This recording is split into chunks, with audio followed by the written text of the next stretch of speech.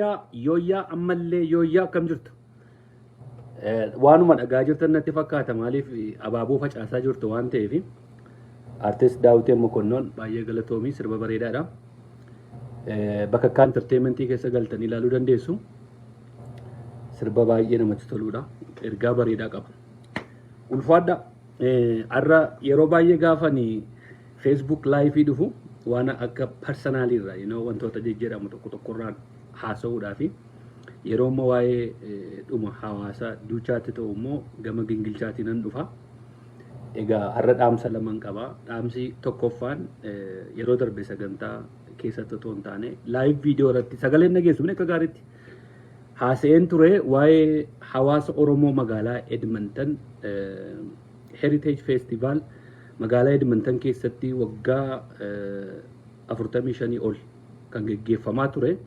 Biyyoota 85 ol turatti qooda fudhata. Aadaa isaanii, eenyummaa isaanii, aadaa nyaataa, aadaa uffataa addunyaatti beeksisu.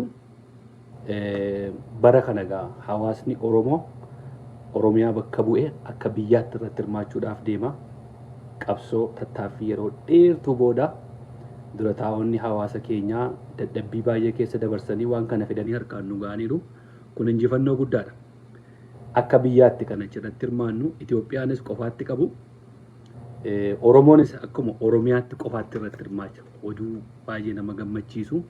Kanaaf hawaasni keenya biyya adda addaa keessa jirtan, biyya Kanaadaa jirtan, ollaa Kanaadaa jirtan akka dhuftanii irratti qooda fudhattanii guyyaa 3 geggeeffama. Feestivaaliin kun Julaay 31 August 1 guyyaa 3 fi magaalaa Edmonton keessatti geggeeffama.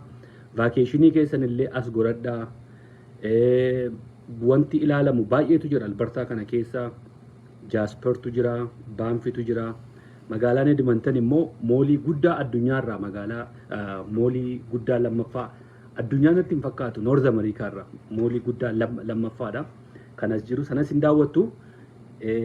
Waa'ee sagantaa kanaa ilaalchisee namoonni gaaffii qabdan yoo jiraattanii lakkoofsa bilbilaan isiniif kenna.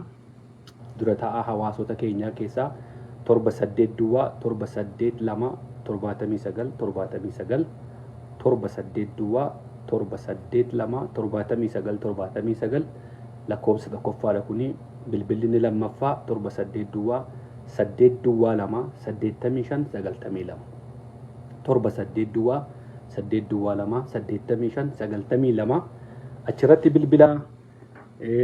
Yeroo dhuftan illee yoo siree qabachuun barbaanne lafa hawaasa bal'aa jira waan ta'eef nama 2 nama 3 fudhachuutti qophiidha.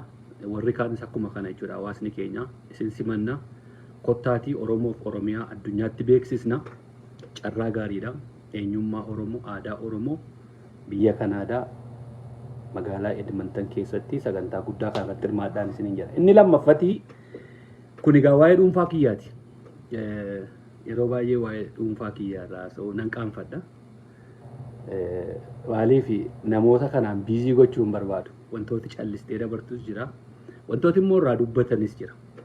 Baay'ee waan sanatti dhiphadhee otoo hin taane namoonni tokko tokko nama dogoggorsuu danda'u waan ta'eef ani egaa akka obbo Leencoo Lataa fa'aa, obbo Daawwit fa'aa callisee bira darbuu hin danda'u. Akka Jawaar fa'aa yeroo baay'ee yoo namni waan barbaade ittiin jedhan dubbatani.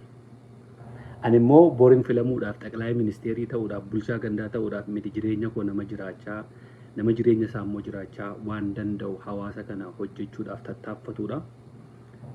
Malee nama borii filannoo keessatti dhiyaate isin bulchuudhaaf qophaa'us miti. Wanti isinitti gurguradhu isin qabu, waan ani isinirraa barbaadu isin qabu garuu waan danda'e uummata kanaa fi maqaa qabsaa'ota Oromootiin biyya kana dhufee jira.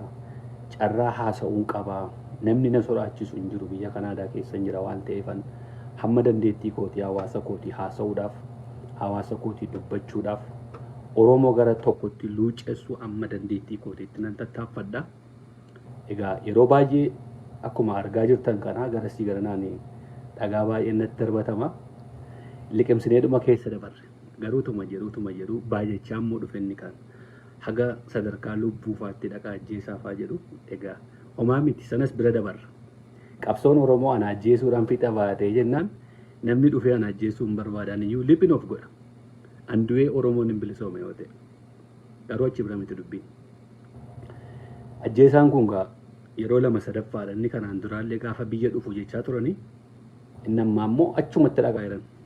Obboleettiin keenya waan tokko hubannaa siyaasaa bishina siyaasaa waan hin qabneefi kanatti hin qabamuuf garuu waaqayyoon dhiifama seedhaaf godhu. Waaqayyoon akka arraba see kanatti lakkaa'in hin jedhaaf maaliifi hin dogoggorsan malee naa wajjin teessee buna dhuddee sirriitti nan beektu laatuu sirriitti na beekte akkas anaan hin jettu. Maali unuma immoo du'e immoo mee maaluma kee keessaa argatu an amma du'uun koo maal nama gargaara. Maali warra kaleessa kinoo makiinaa keessaa nama buusee ajjeesu warra mucaa waggaa 17 gabaa keessatti gadi baasee ajjeesu warra ambulaansii keessaa nama gadi fuudhee qalu uummata keenya warra kana ajjeesaa maaliif hin jenne. Ilma Oromoo waan dandeettii isaatiin hawaasa isaa tajaajilu tokko ajjeesaa jechuun seetti xiqqoo natti dhaga'amee ture. Maaliif natti dhaga'ama? Ijoolleen kiyya amma yoo kana agarte maaltu itti dhaga'ama? Akkan Oromoodha jaalala guddaa qabu Oromoo kan fedhu ijoolleen kiyya hin beekti. Ijoolleen ammoo kana dhageesse ilmaanni koo maaltu itti dhaga'ama waan jedhu xiqqoo natti dhaga'amee ture. Garuu sokke maaliif kun waan baay'ee jedhamaa ture kanaan durasii hangaasaan faanii naaziraadha nuuraafa waan baay'ee naan jedhaniiru hamma garuu du'aatti nan kajeelle. Hangaasaa wanti nan jedhin jiru bofa afaa jalaa maal waan baay'ee naan jedheera garuu dhaqa ajjeesaa jedhee hin beeku guyyaa tokko hamma kanatti naaf hin hawwine. Obboloonni keenya sagalee sana fuutanii lafa dhossaatti firaayiveetii keessatti dubbatame fiddanii hawaasa biraan geessanii fi baay'een isin kabaja hedduu galatoomaa ulfaadhaa. Walii dirmachuun akka kana sagalee walii ta'uun akka kana warri immoo narra gortanii akkamitti abtaamuun tuqama jettanii sagalee naa taatanii fi akka gosaatti akka kutaatti akka amantiitti osoo hin taane akka Oromootti dhaabbattanii naaf falmitanii fi baay'een isin galateeffachuu barbaada. Isiniin hin boone akka kana silaatu amaleeffannee yeroo nama keenya irratti nama uummataaf dubbatu irratti bobba'an kana sagalee taaneef akka kana dubbannee fi sila namoonni kashalabboonni akkas deemanii du'a namaa hawwan kun hin baay'atan hawaasa keenya keessa. Siyaasaan wal jiruu dhaabbachuun yaada koo jibbuun waan an dubbadhetti jibbuun bauma jiruudha garuu hamma kanatti garuu jibbiinsa gadhee gadi fagoo kana keessa galuunsaa baay'ee nama gaddisiisa. Kanaafin obboloota kiyya galateeffachuu dhufe. Amma immoo siistamiin geeddaramee fa'aa eessuma qaba Adaamaarraa isatu nama hiisisaa jiran. Haati kiyya obboleessa qabaachuu ishee hin beekanii yommuu eessuma naa agartan taate immoo wal na quunnamsiisa gargaaruun iyyuu barbaada. Ani eessuma hin qabu eessuma jechuun obboleessa haadhaati. Obbolaa haadhaan qaba malee obboleessa haadhaan qaban. Kan inni dur qabu ijoollummaadhaan milishaa dhaqee milishaatti du'e lammeessaa sirrii qaasambatoo jedhama. Inni waggaa 40 meeqa dura bara milishaa jiran sana keessa dargii keessa dhaqee dirree lolaatti wareegameera. Kanaan achi eessuma Adaamaarraa nama hiisisaa jiru wal na quunnamsiisa. Eessuma qoftu immoo nama ajjeesaa jira nama hidhaa jira yoo ta'e abtaamuu bira dhufuun maa barbaade. Achuma naxxanii Adaamaa sana isa dhaxxanii galan galchitanii adaraa rabbii gaafa lola ooftanii akka gaariitti baagiraawundii namaa sirriitti qoradhaa qotta. Kanaan dura amma ijoollee warri lola oofanii islaama jibbaanaan jedhan haadhaaf abbaan kiyya islaama ta'uu hin beekan. Eessuma qabaa eessuma hin qabu. Yeroo lola ooftan yookaan koorsii isaa isiniin kennan muuxannoo baay'een qaba keessan darbe waan ta'eef biyya alaa kana keessatti koorsii isaa isiniin kenna. Maaliif yoo horiitti argattu taatan yoo warra argattu taatanii agabuu buluu keessan irratti koorsii isaan isinii kenna. Yeroo lola ooftanii akka gaariitti irratti qophaa'aatii baagiraawundii namaa qoradhaatii itti qottaa jechuudha. Wantoonni akkas akkasii kuni anaan dudduubatti nan deebisu na cimsaa na utuba ani yoomiyyuu ta'e har'as boris amantiin kan dhuunfaa kiyyaati an kan gosaa miti kan gosa tokko duwwaa beekan Oromoo artist hawaasa Oromootiif hinaasa'a kan Oromoo hundumaati. Jawaar obboleessa kiyyaa jaallemmarroon obboleessa kiyyaa obbo Daawid abbaa kiyyaa obboleen Coollataa abbaa kiyyaa nama tokko iyyuu na biratti namni arrabsamu hin jiru. Isinii wajjin taa'e immoo nama hin arrabsu. Abadan ajjeesuu dhiistanii beenzilaan na gubdu malee isinii wajjin nama arrabsuu hin danda'an. Namoonni baay'een illee waan kanatti yaadatti hin kennin tuffadhuu dhiisettu wantooti tuffatamanii dhiisan yeroo baay'ee waan tokko tokko tuffattee gaafa dhiistu dhugaa fakkaata. Kanaafan dubbachuudhaaf gadi ba'ee Akka kanatti naa hubadha. Waaqayyo isin haa eebbisu. Ammas irra deddeebiseen isin galateeffadha. Baay'eetu jira wanta akkasii kuni. Magaalaadhuma jiru kana keessa fa'aa jiru warri olola namarratti oofanii. Yoo rakkoo qabaattan immoo mana bunaa fa'aatti naqaxaraati taa wajjiniin dubbanna. Ilaalcha kiyya irratti yoo rakkoo qabaattan olola oofuu waan tokko nuun gargaare. Kana duras nuun gargaarre ammas nuun gargaaru boris nuun gargaaru. Hojiidhaan chaalenjii wala goonu. Haasaadhaan chaalenjii wala goonu. Malee akka kanatti garee namarratti ijaartanii dhagaa akka godhaa maaloo godhaa jechuun sun baay'ee barbaachisaa miti. Obboleettii keenyaaf immoo waaqayyoon dhiifama siifa godhu an dhiifama sii godheera.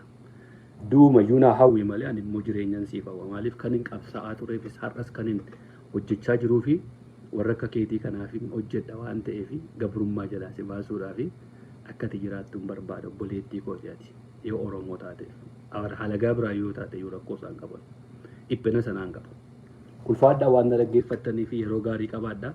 Amma sagantaa kiyya waraabuudhaaf istiidiyoo galee jira. Sagantaa koo gaafa waraabee gallakkisu waan kanarraa narraa eeddu waan ta'eef waan kana sagantaa kiyya keessa fidee haasa'uu hin barbaadu. Sooshaal miidiyaadhuma keessatti haasa'een darba.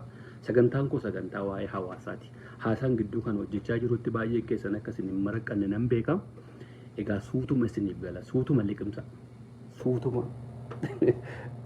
Sirriitti dhaggeeffadhaa yeroo haasaa namni haasa'u narratti yeroo baay'ee yeroo waa hojjedhu yeroo 3-4 irra deddeebi'een qofaa kiyya konkolaataa keessa taa'ee haasa'e sammuu kiyyaan haasa'e wanti kun Oromoo miidhaa wanti kun dubbii fidaa jechootuma amma afaan Oromoo na cinaa taa'e na bukkee taa'een illee Oromoo biratti godinaalee adda addaa keessatti hiikaa biraa qaba waan ta'eef waan kanallee baay'een eeggadha. Silaa utuu of hin eeggadhu ta'e waggoota 6 darban kana baay'eedhuma haasa'aa jira. Silaa sana keessaa fiddanii irraa dubbattu.